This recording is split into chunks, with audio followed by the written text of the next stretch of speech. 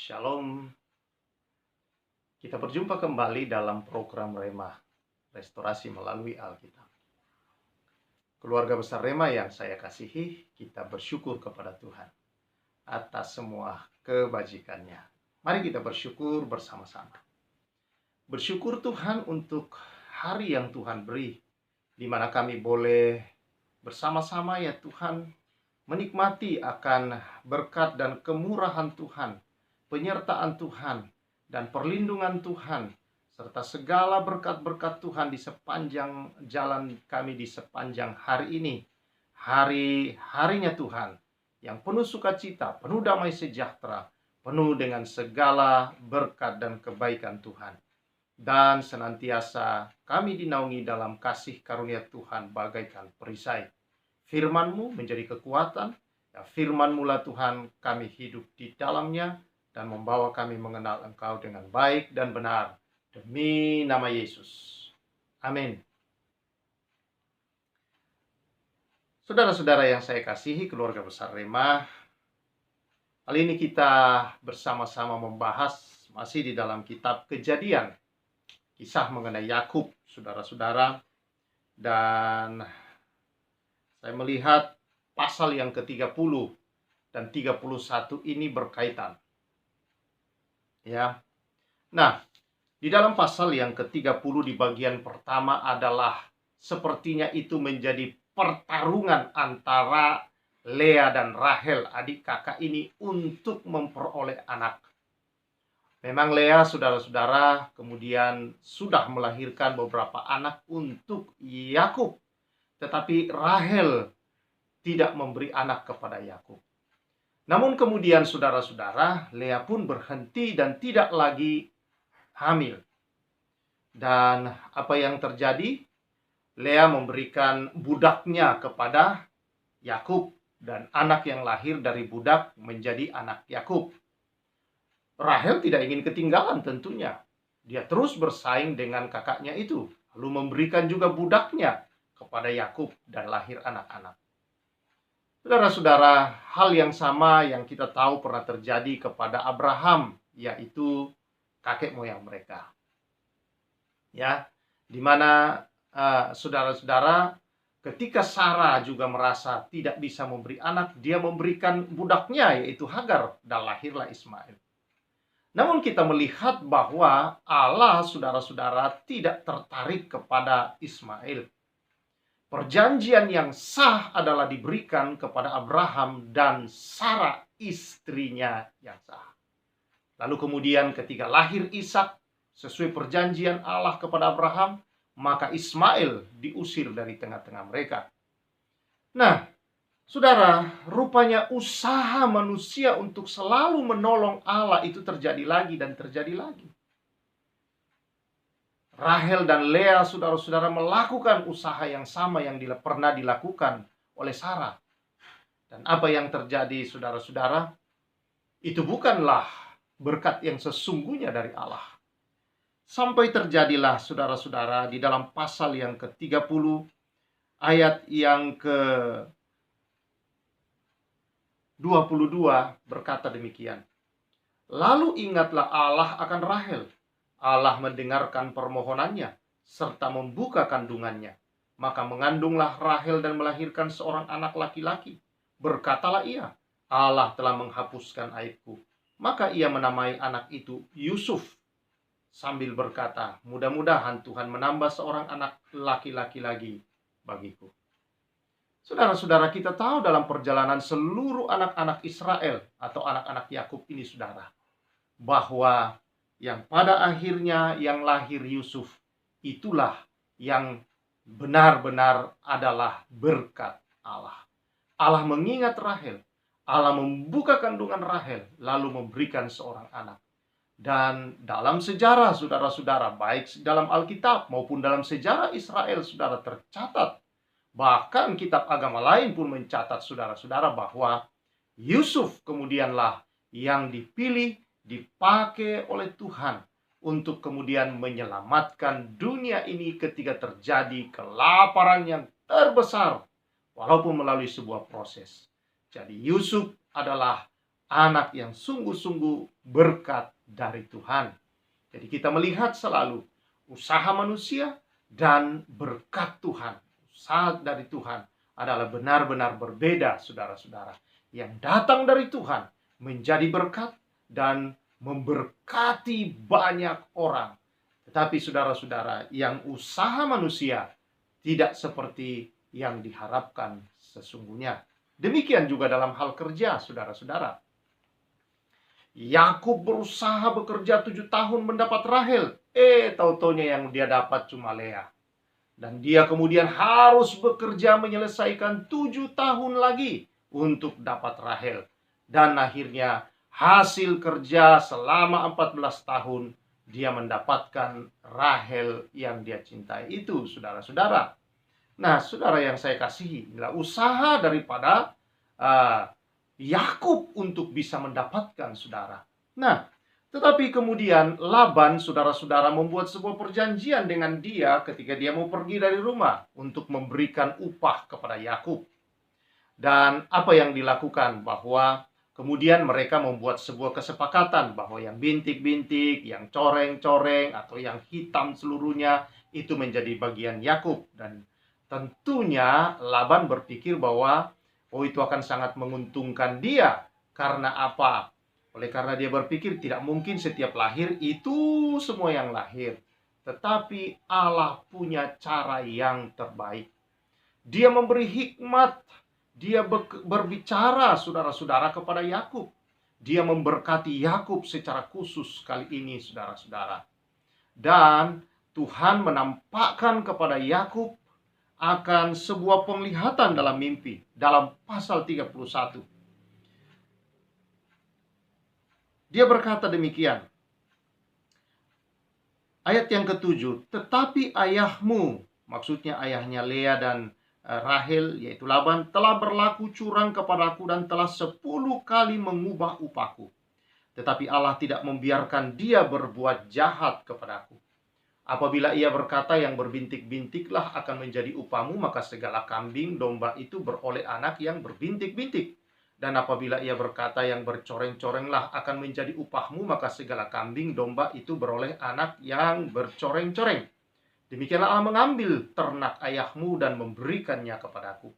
Pada suatu kali pada masa kambing domba itu suka berkelamin, maka aku bermimpi dan melihat bahwa jantan-jantan yang menjantani kambing domba itu bercoreng-coreng, berbintik-bintik, dan berbelang-belang. Dan malaikat Allah berfirman kepadaku dalam mimpi itu, Yakub, jawabku, ya Tuhan. Lalu ia berfirman, angkatlah mukamu dan lihatlah bahwa segala jantan yang menjantani kambing domba itu bercoreng-coreng, berbintik-bintik, dan berbelang-belang. Sebab telah kulihat semua yang dilakukan oleh Laban itu kepadamu. Akulah Allah yang di Betel itu, di mana engkau mengurapi tugu dan di mana engkau bernazar kepadaku. Maka sekarang bersiaplah engkau, pergilah dari negeri ini dan pulanglah ke negeri sanak saudaramu. Jadi saudara-saudara yang saya kasih dalam Tuhan Yesus Kristus, kali ini bukan usaha Yakub, tetapi Allah yang memberikan kepada Yakub sebuah penglihatan dalam mimpi. Allah datang berbicara kepada Yakub, membuat satu anugerah, buat sebuah penglihatan bahwa di dalam mimpi itu Tuhan berbicara. Karena engkau dicurangi, maka Tuhan bertindak di dalam hal ini. Dan Yakub menyerahkan kali ini semua di dalam anugerah Tuhan. Tuhan memperlihatkan kepada Yakub sesuai dengan kesepakatan yang diberikan Laban, bahwa semua yang disebut Laban, maka itulah yang terjadi, saudara-saudara.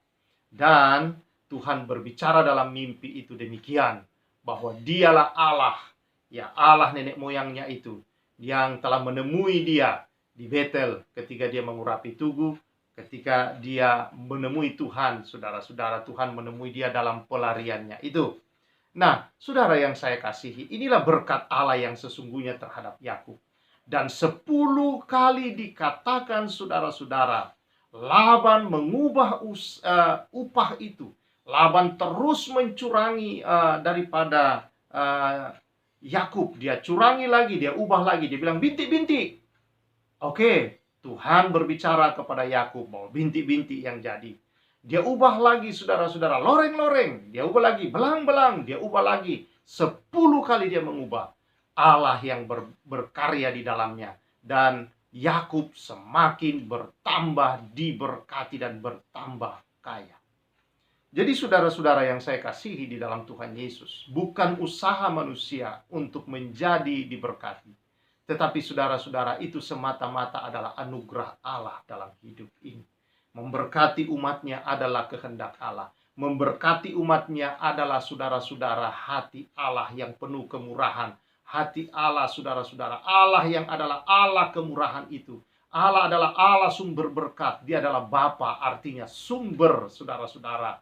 Maka itulah yang dia lakukan terhadap umatnya saudara-saudara.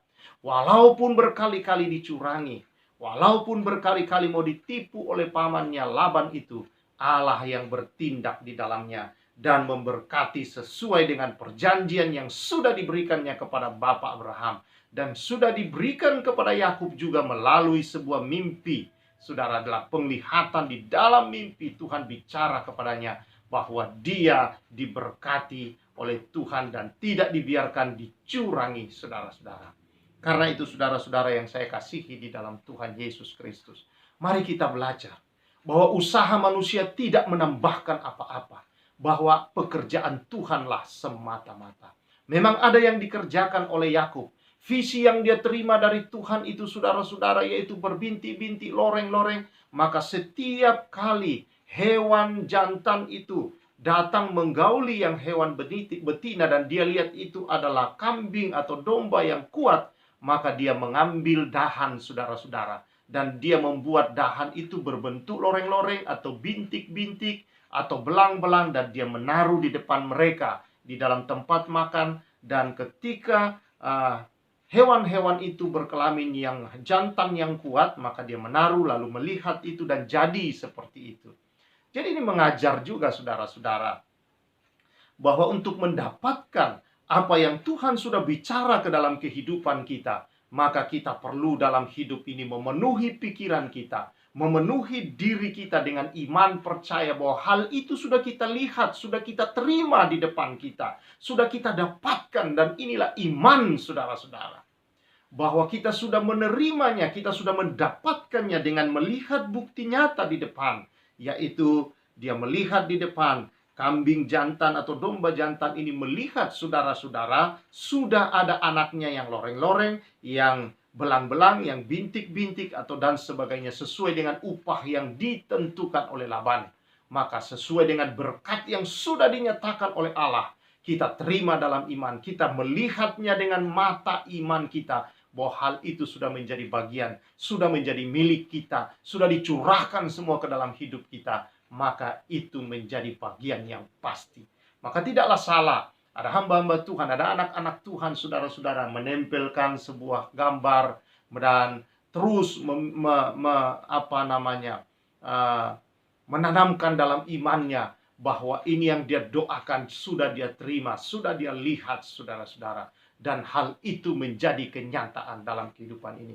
Kisah yang paling banyak kita dengar, kesaksian saudara dari seorang hamba Tuhan yang sangat terkenal di seluruh dunia adalah pastor daripada Yonggi Cho, saudara-saudara, dari Korea, yang memiliki jemaat yang sangat besar di seluruh dunia, saudara-saudara. Kalau saudara membaca buku-bukunya, saudara akan melihat di sana bagaimana Tuhan mengajar dia secara spesifik, melihat gambar-gambar, menggambarkan apa yang dia doakan dan dia minta secara spesifik, dan Tuhan berbicara kepadanya untuk dia terus merenungkan, melihat, dan bahkan memimpikan, bahkan dia mengkhotbahkan bahwa dia sedang mengandung sesuatu yang sudah dia doakan itu, dan waktunya melahirkan, dia lahirkan seperti yang dia lihat, seperti yang dia pandang pada gambar. Demikian saudara-saudara, Allah berbicara dan memberi kepada Pastor Yonggi Cho. Luar biasa saudara-saudara. Memang mungkin tidak semua kita bisa seperti itu, tetapi saudara-saudara, ada prinsip-prinsip di dalamnya, yaitu iman, percaya bahwa kita sudah menerima hal yang kita minta kepada Tuhan, kita sudah melihatnya, dan sungguh-sungguh itu menjadi sebuah kenyataan. Firman Tuhan berkata dalam kitab Markus, berkata saudara-saudara, bahwa Kalau kamu berdoa, percayalah bahwa kamu sudah menerimanya, maka hal itu diberikan kepadamu. Haleluya. Puji nama Tuhan, saudara.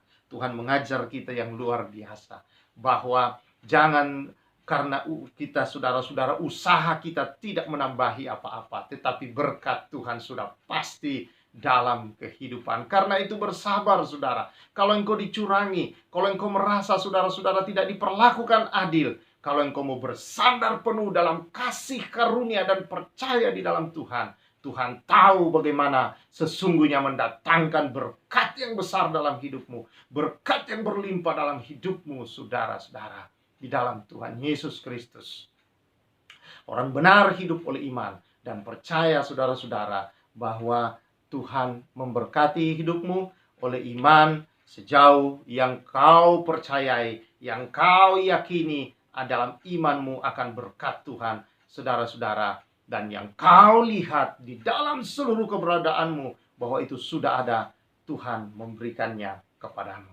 Tuhan memberkati saudara-saudara, dan biarlah hidupmu tidak putus di dalam doa kepada Tuhan dan melihatnya dengan imanmu bahwa hal itu telah diberikan ke dalam hidupmu, saudara-saudara.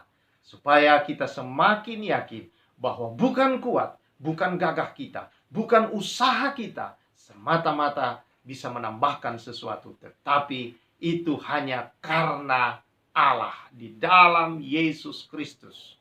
Dalam Efesus 1 ayat yang ketiga, syukur kepada Allah di dalam Yesus Kristus telah mencurahkan segala berkat rohaninya dari surga. Sudah semua dicurahkan, saudara-saudara, di dalam karya Yesus di atas kayu salib. Jadi fokus kita, saudara, bukan kepada berkatnya.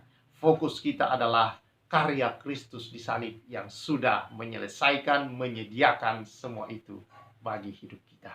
Tuhan memberkati. Mari kita bersyukur kepada Tuhan. Tuhan, terima kasih.